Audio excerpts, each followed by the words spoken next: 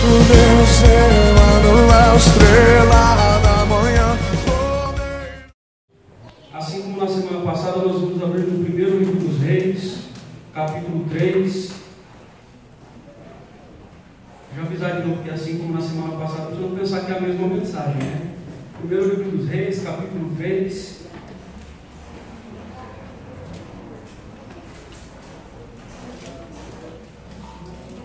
Todos acharam? Está no mesmo lugar que estava na semana passada ainda. Primeiro livro dos Reis, capítulo 3, versículo 3 diz assim: Salomão amava o Senhor, andando nos preceitos de Davi seu pai, porém sacrificava ainda nos altos e queimava incenso.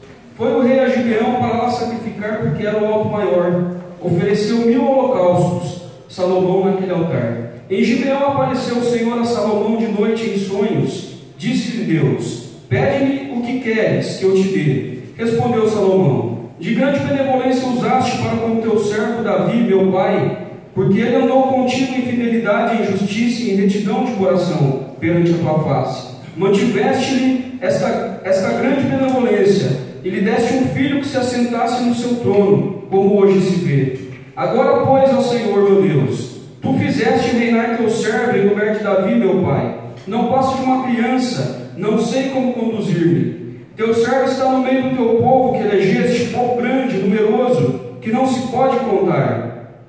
Dá, pois, ao teu servo coração compreensivo para julgar o teu povo, para que prudentemente discirna entre o bem e o mal. Pois quem poderia julgar a este grande povo? Estas palavras agradaram ao Senhor por haver Salomão pedido tal coisa. Disse-lhe Deus: já que pediste esta coisa, e não pediste longevidade, nem riquezas, nem a morte dos teus inimigos, mas pediste entendimento para discernires o que é justo. Eis que faço segundo as tuas palavras.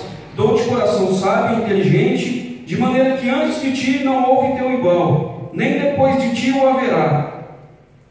Também até o que não pediste te dou, tanto riquezas como glória, que não haja antes teu igual entre os reis por todos os teus dias. Se andares nos meus caminhos e guardares os meus estatutos e os meus mandamentos, como andou Davi teu pai, prolongarei os teus dias. Despertou Salomão, e eis que era um sonho. Veio a Jerusalém, pôs-se perante a arca da aliança do Senhor, ofereceu holocaustos, apresentou ofertas pacíficas e deu um banquete a todos os seus oficiais. Oremos? Pai, em nome de Jesus, mais uma vez estamos diante do teu povo para pregar a tua palavra, Senhor, e pedimos que o Senhor fale conosco de maneira ímpar, singular, como sempre pedimos, com humildade de coração, Pai. Que fale o Senhor e não eu, que as palavras sejam as minhas, mas que seja a tua voz falando ao coração de cada um deles, Pai. Que eles possam reconhecer os teus ensinamentos, os teus preceitos, para que juntos, Pai, possamos aprender e crescer na graça e no conhecimento do Senhor, em nome de Jesus. Amém.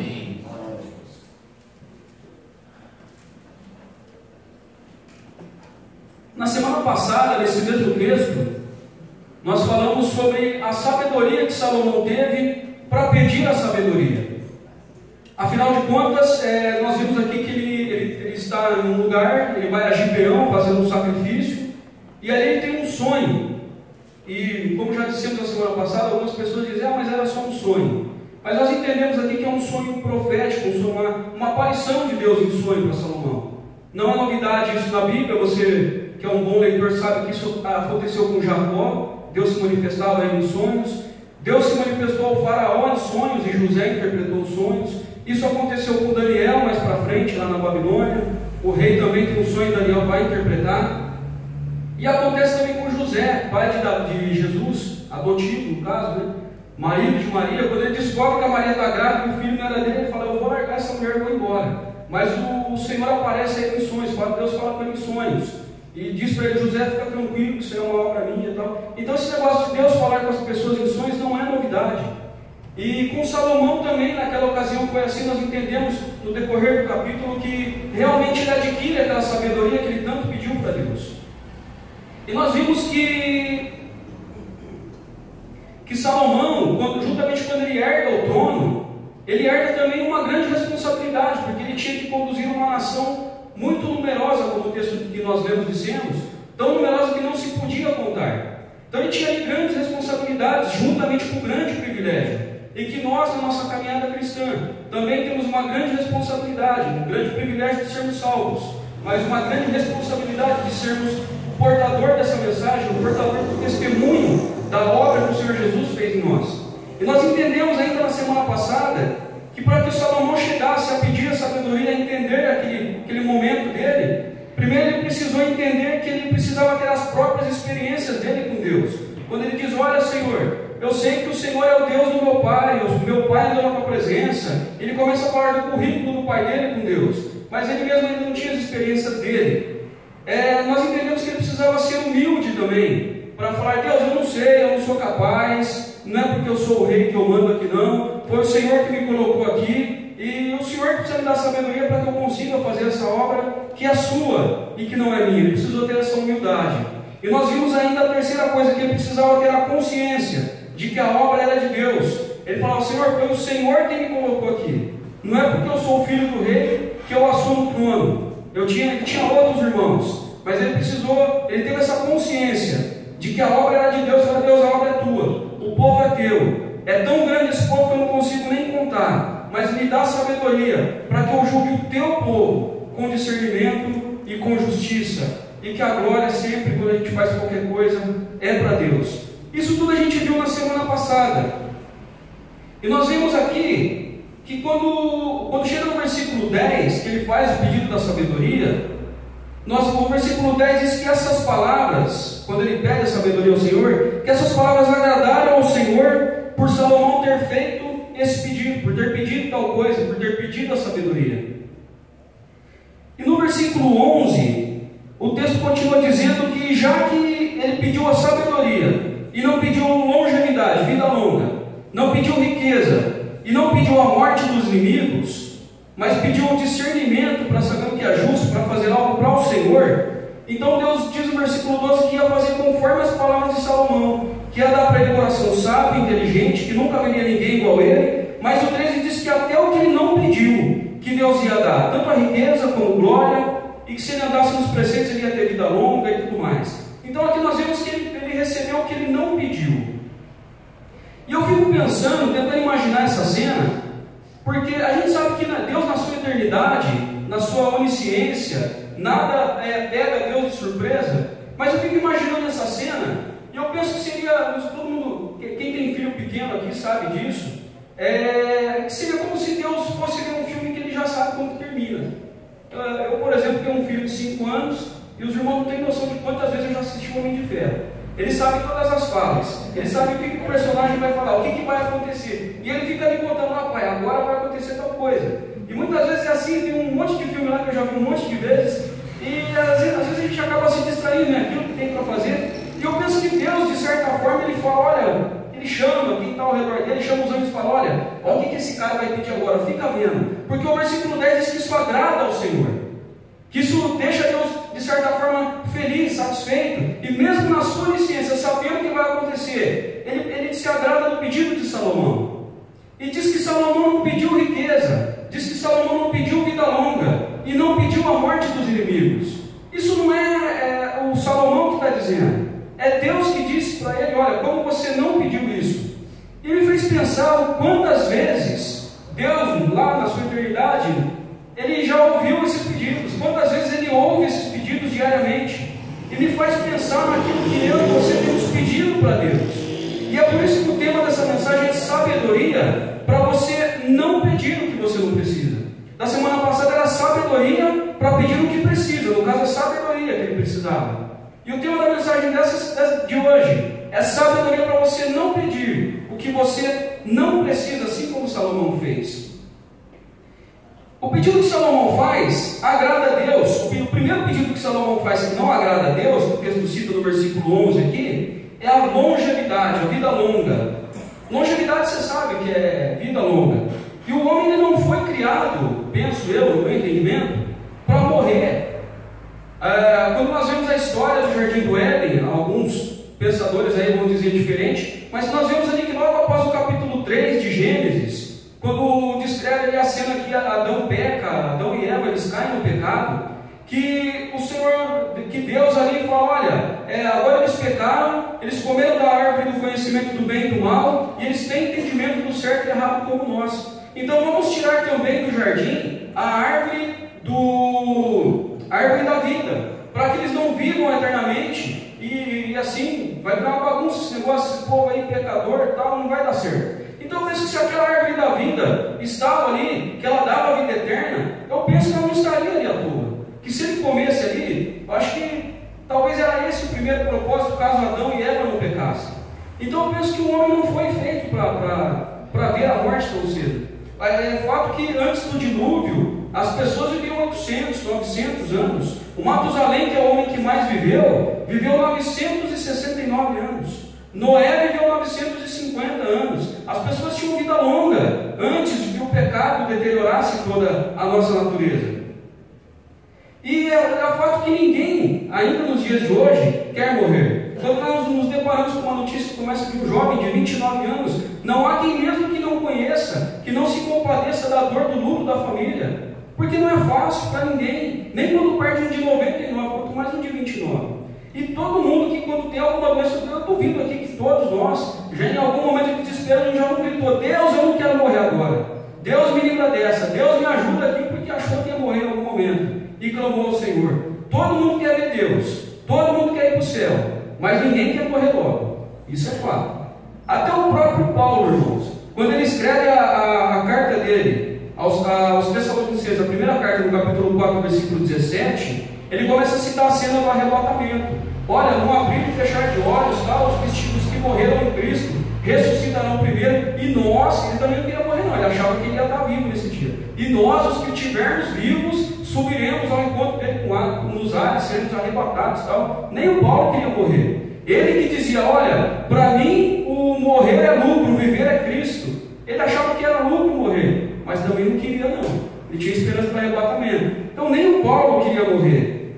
Quando você olha para as páginas do Novo Testamento, você começa a ver os diálogos de Jesus. Você vê que um jovem rico chega em Jesus e fala: Senhor, o que é que eu faço para herdar a vida eterna? A vida eterna sempre foi algo que o ser humano almejou. Nós nunca quisemos a morte, nunca quisemos morrer, nunca quisemos sair desse mundo. Nós gostamos daqui por mais que achamos ruim, por mais que sabemos que o céu é melhor. Às vezes a gente não quer largar o osso aqui, a gente não quer sair daqui de jeito nenhum. E o Salomão, ele não pediu isso. E quando ele não pede isso, Deus resolve dar para ele. Mas eu acho que não tem problema nenhum quando a gente está doente, pedir uma cura porque não quer morrer. Eu acho que não tem problema, não tem pecado nenhum nisso. Pelo contrário, mesmo que a gente não pedisse, o Senhor, ele conhece o que está no nosso coração, e não é o que vai sair da nossa boca, não é o que vai mudar o que Ele pensa a nosso respeito, porque Ele nos conhece. Mas eu te convido a pensar nas suas orações. Quando Salomão, ele não pede a vida longa para ele, que seria um negócio egoísta, mas ele pede a sabedoria para fazer a obra de Deus, para julgar o povo de Deus com justiça, ele pede algo para o outro. E eu quero te convidar a pensar nas suas orações, essas que você acabou de fazer hoje, no culto, agora há pouco. Se você pediu alguma coisa para alguém que não seja você, e quando eu digo para alguém, é pedir coisa boa, irmãos, que pediu mal, às vezes a gente pede, né? Deus, leva aquele lá para longe de mim, dá um jeito naquele lá, Senhor, alguma coisa boa. O que você tem pedido de bom para alguém? O que tem sido o motivo das suas orações? Os irmãos, as necessidades que você percebe ao seu redor, que muitas vezes você não tem como socorrer, mas tem como orar. Tem como orar por alguém que está distante, que você não está lá para dar um abraço, mas fala: Senhor, leva alguém lá para dar um abraço nele, conforta o coração, esteja com ele na luta. E o que você tem pedido em favor de alguém que não seja você mesmo? O que Salomão pediu, ele pediu para que o povo fosse abençoado, e não ele mesmo. Então eu queria que você pensasse nisso aí nessa noite, porque o Salomão não pediu, mas ele foi atendido. Ele recebeu essa vida longa, mesmo sem pedir. O que todo mundo quer, Salomão sem pedir recebeu, porque ele pensou no próximo, no bem-estar do povo, para que ele julgasse o povo corretamente. E assim Deus se agradou do que ele não pediu, e resolveu atender o pedido dele com longevidade. Mas eu pensei ainda no segundo pedido que Salomão não fez, e mesmo assim ele recebeu, que é a riqueza. Versículo 11 aqui diz: olha, já que você me pediste isso, não me pediste longevidade, nem riquezas, a riqueza foi o segundo pedido que Salomão não fez, e ainda assim Deus resolveu atendê-lo. Essa eu penso que Deus ouve a cada instante. Se eu tivesse uma moedinha aqui para apostar em alguma coisa, eu apostaria que ainda hoje, alguém nesse culto aqui pediu alguma coisa parecida com isso. Alguma coisa material para Deus. E também não tem problema você pedir isso. O problema é quando você coloca isso aí no coração e começa a perseguir isso como um alvo, como um objetivo, e a riqueza passa a ser o que consome os seus pensamentos, o seu tempo, o seu esforço, e você passa a correr atrás disso o tempo todo, e você começa a ir naquela igreja que fala de riqueza, e se você der R$1 de oferta, você vai ganhar 2.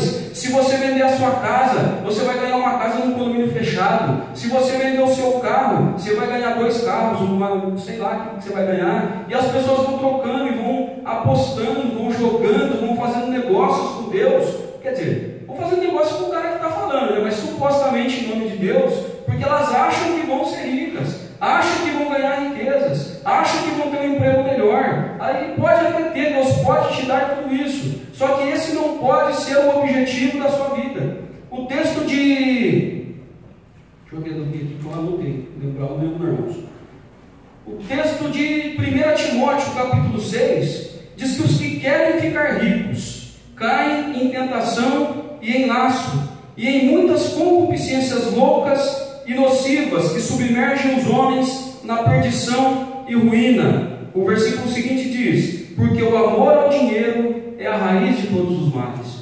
E as pessoas têm feito disso muitas vezes o seu objetivo de vida, e têm procurado isso a qualquer custo, e têm procurado isso a qualquer preço, e tem, ainda como eu já disse, ainda que tenha que se dispor de alguma coisa, que tenha que fazer um investimento, mesmo que seja numa palavra supostamente dita por Deus. As pessoas têm confiado e apostado nisso, e depois não são atendidas, e ficam frustradas, porque não deram aquilo de coração para o Senhor, mas deram porque queriam ganhar mais, e Deus lhe prometeu que ia dar mais.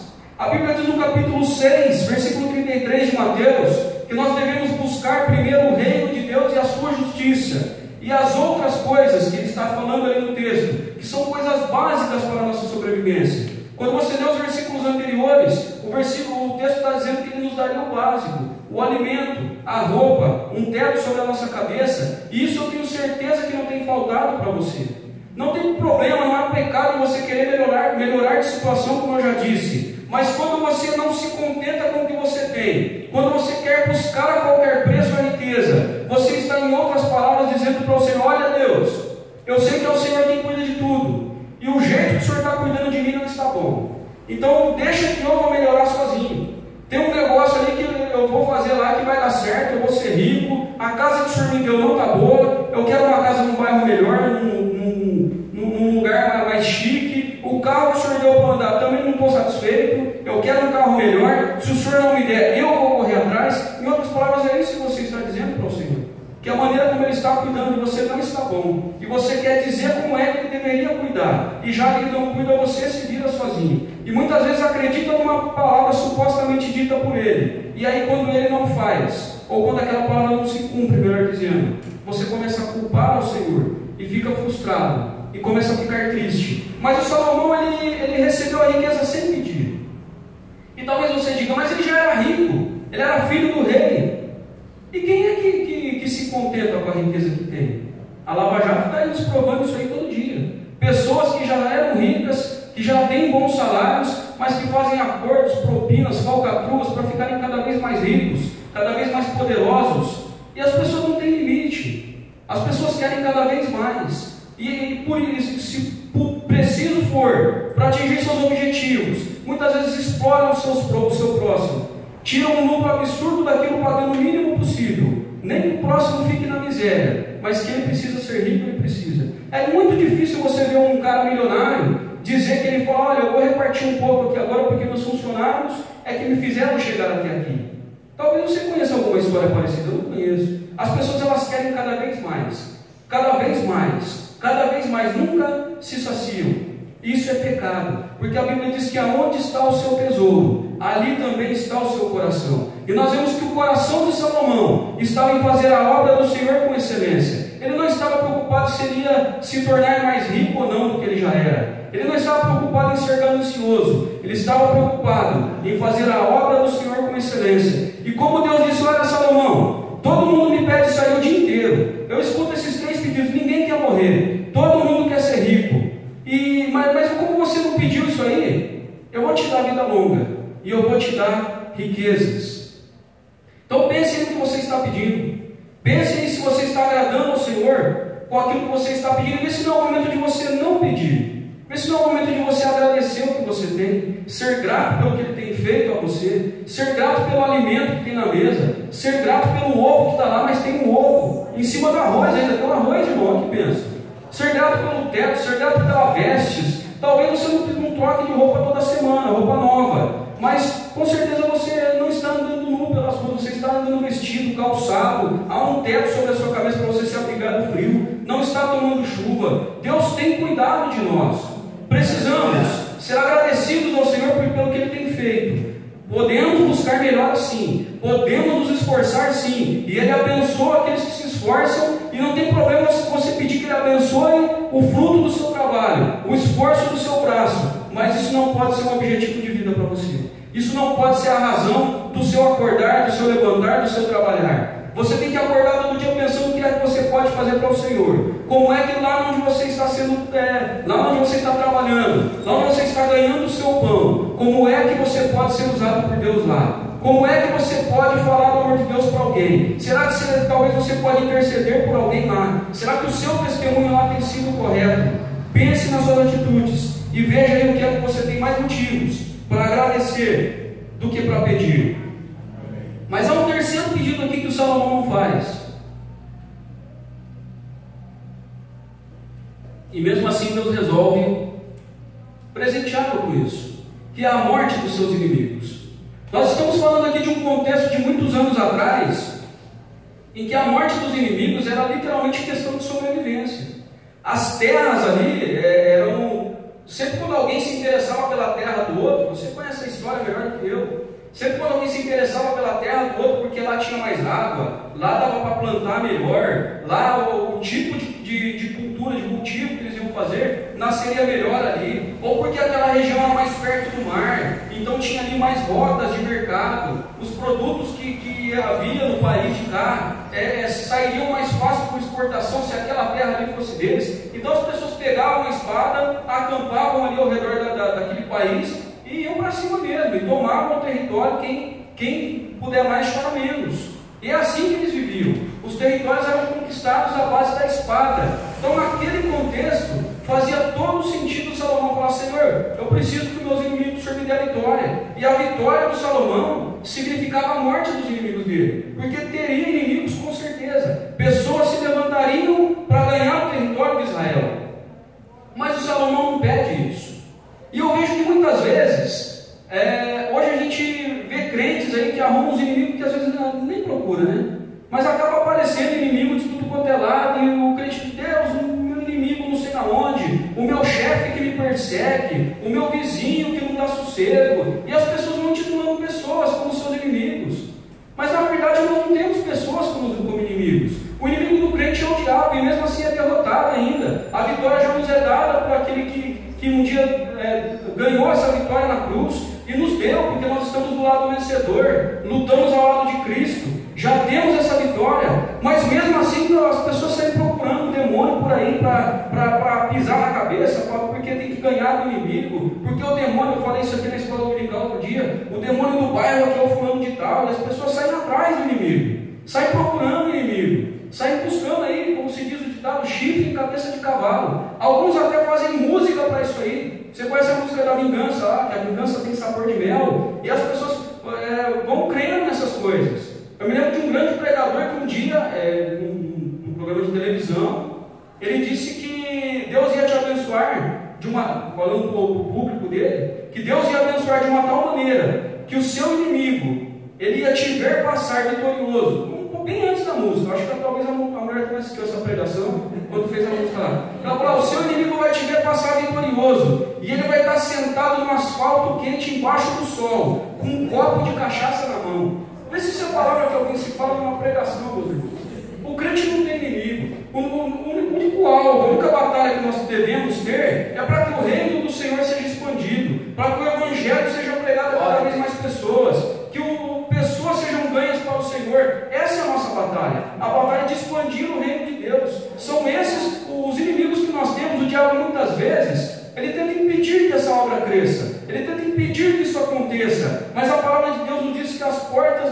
inferno não prevaleceriam contra a igreja. Nós já temos essa vitória. Nós só precisamos fazer a obra. Só precisamos nos curvar ao Senhor e realizar aquilo que Ele coloca em nossas mãos para que nós façamos. Esses são os inimigos. Em Efésios capítulo 6, versículo 2, diz que a nossa luta não é contra a carne, contra o sangue, não é contra as pessoas, mas é contra principados e potestades nas hostes celestiais. Então que nós creiamos nisso, que tomamos posse da vitória, não aquela vitória sobre o inimigo A, B ou C, o irmão, o vizinho, mas tomamos posse da vitória que nós já temos e façamos a obra do Senhor, preguemos o Evangelho, para que o reino de Deus seja expandido, que a luz do Senhor se espalhe cada vez mais através de nós. Afinal de contas, é para isso que nós fomos chamados, para ser testemunhas do Senhor. E eu quero concluir aqui citando o que diz o salmista, no Salmo de número 37, versículo 4, se não precisa abrir, que é justamente o que aconteceu com Salomão. O Salmo diz assim, deleita-te no Senhor, e Ele satisfará os desejos do seu coração. Deleitar-se é ter prazer. Quando você tem prazer no Senhor, quando você tem prazer em fazer a obra do Senhor, quando você tem prazer em estar na casa do Senhor, quando você tem prazer em servir ao Senhor, quando o seu prazer é estar junto com o Senhor, é estar em oração com o Senhor, é ler a palavra do Senhor, quando o seu prazer é a pessoa bendita do Senhor, quando o seu prazer é Ele conhece os desejos do seu coração e Ele vai satisfazer esses desejos. Foi o que aconteceu com Salomão. Senhor, foi o Senhor que me colocou aqui no trono, foi o Senhor que me deu o trono do Davi, meu pai. Eu sei que ele andou em fidelidade com o Senhor, eu ainda só sei que o Senhor é o Deus dele, mas eu preciso da sabedoria do Senhor. Foi isso que nós vimos. Agora, Senhor, me dá sabedoria para julgar esse povo, para fazer a obra que o Senhor me deu. E quando ele pede para que o Senhor o capacite para fazer a obra dele, o Senhor acaba atendendo os desejos que ele tinha no coração. Com certeza tinha. Todos nós temos o desejo de sermos vitoriosos em muitas áreas. Todos nós temos o desejo de vida longa. Todos nós temos o desejo de sermos prósperos financeiramente. Só que Salomão não pediu isso aí. Então é o que aconteceu aqui no Salmo 37, versículo 4. Quando o seu prazer é as coisas do Senhor, Ele concede os desejos que estão no seu coração. Então pense bastante aí na hora de fazer os seus pedidos a Deus. Preste atenção, Ele tem prazer em te ouvir. Mas não peça nada de maneira egoísta, não peça nada que você não precisa. Pois assim, peça, se inspire no Salomão e peça algo aí para o reino do Senhor. Peça que Ele coloque no teu coração, na tua mente, os sonhos que Ele tem para você, aquilo que Ele te desenhou quando Ele chamou você para seguir esse caminho, para seguir o caminho do Evangelho. Ele tinha um plano para você e ainda tem. Talvez você que um dia se afastou um pouco mais desse plano, talvez Ele já até te revelou esse plano e ainda não se cumpriu por culpa sua, porque você não se aproximou, você não buscou fazer com que isso acontecesse, você tem se afastado dos caminhos do Senhor. Talvez você esteja na igreja, mas não esteja cumprindo aquilo que Ele quer que você faça. Não tem uma vida de intimidade, de busca ao Senhor.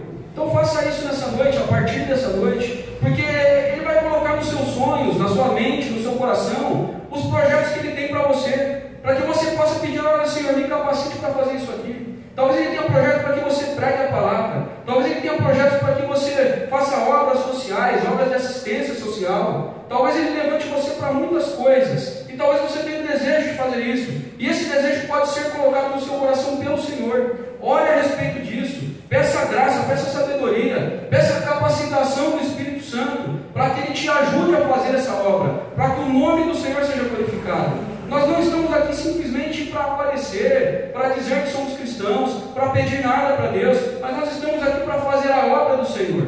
Somos servos dele, somos soldados de uma grande batalha, e Ele conta conosco para que a gente vá lá fora e faça essa obra, para que o nome dele seja glorificado. Então pense nisso, peça coisas aí que tem a ver com o reino, que tem a ver com a vontade de Deus. Afinal de contas, nós sabemos que a vontade dele é boa, perfeita e agradável para Ele. Vai acabar sendo para nós, quando tivermos o mesmo interesse, a vontade dele vai ser a nossa vontade. Mas a princípio a vontade dele é boa, perfeita e agradável para Ele, quando você olha bem de longe.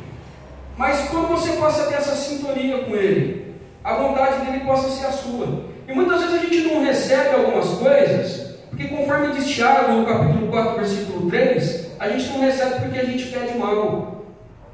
Há um outro texto que Jesus está dizendo: olha, se vocês estiverem em mim e as minhas palavras estiverem em vocês, vocês vão pedir tudo o que vocês quiserem e vos será feito. Olha que glorioso isso. Você pode pedir tudo o que você quiser, mas se as palavras de Jesus estiverem em você, aí você pode pedir.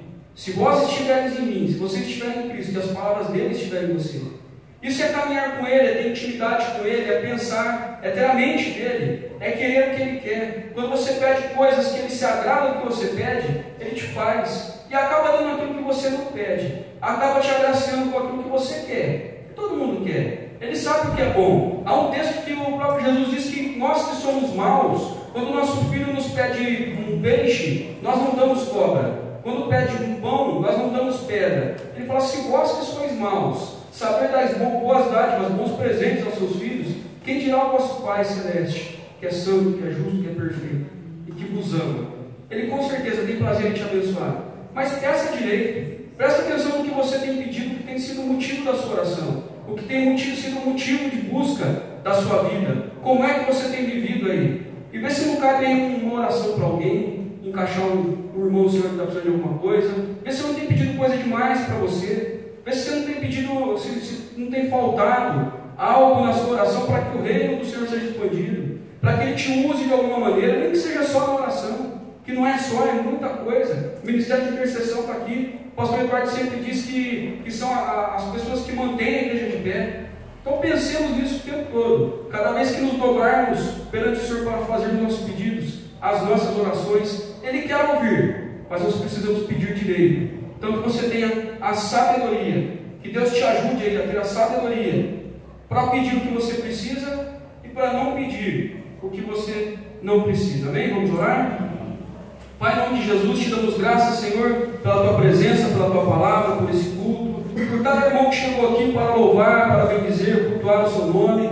E te damos graças porque sabemos que o Teu Espírito Santo falou aos corações essa noite. E te pedimos, Senhor, a Tua ajuda para que essas palavras não venham a ser simplesmente um discurso, simplesmente uma oratória, uma pregação, mas que venha fazer parte das nossas orações no dia a dia, Pai. Que o Senhor esteja nos guiando, nos direcionando, porque a Tua própria palavra diz que nós não sabemos nem orar como convém, diz que não pedimos porque pedimos mal, e que é o Senhor, ao Espírito Santo, que intercede por nós, com gemidos inexprimíveis, e pedimos que o Senhor nos ajude, nos ensine a orar, nos ensine a pedir, nos ensine a não ter o sentimento de egoísmo quando pedimos algumas coisas, não ter o sentimento materialista e humanista quando pedimos riquezas, quando pedimos algo material, mas que possamos pedir, Senhor, de uma maneira que não venha desagradar ao Senhor, pelo contrário, que quando agradarmos ao Senhor com nossos pedidos, que o nosso prazer seja o Senhor, para que o Senhor satisfaça os desejos do nosso coração, mas que o principal objetivo, que o principal desejo seja servir ao Senhor, como foi Salomão naquele momento,